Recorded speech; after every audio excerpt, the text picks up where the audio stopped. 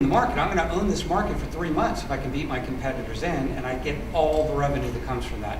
And don't worry about the debt because we're going to throw the system out in 3 months. Just hold it together for 3 months. So there are examples. The classic example, I worked at 10 startup companies in my career. Took 2 of them public on NASDAQ. And in some of those companies, we were running out of money, and the product wasn't in the marketplace. You could experience what I refer to as death before deployment.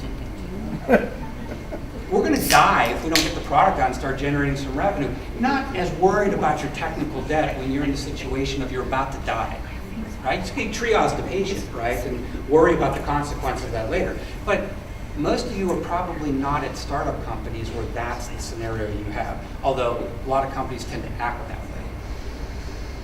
More on this to come. Good example. Okay, so really the heart of what I want to start getting into is how do we manage it? So I want to talk first about how we manage the accrual of technical debt. In the spirit of medical, in the spirit of sort of the medical creed, stop the bleeding, right? I mean, we're accruing it. Well, first thing you probably want to do is stop accruing it to the extent that you can. We're going to make technical debt visible, and then we're going to talk about how to service it. I'm borrowing financial lingo here. Service the debt that you already have. This is really sort of the outline for the rest of what we'll be discussing.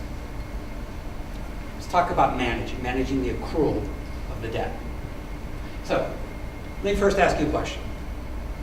What are the approaches that you use today that help you manage that? So take a moment or two, a minute or so, turn to the person next to you. If you don't know the person next to you, introduce yourself and discuss that for a moment, and then we'll come back. I want to hear what you guys come up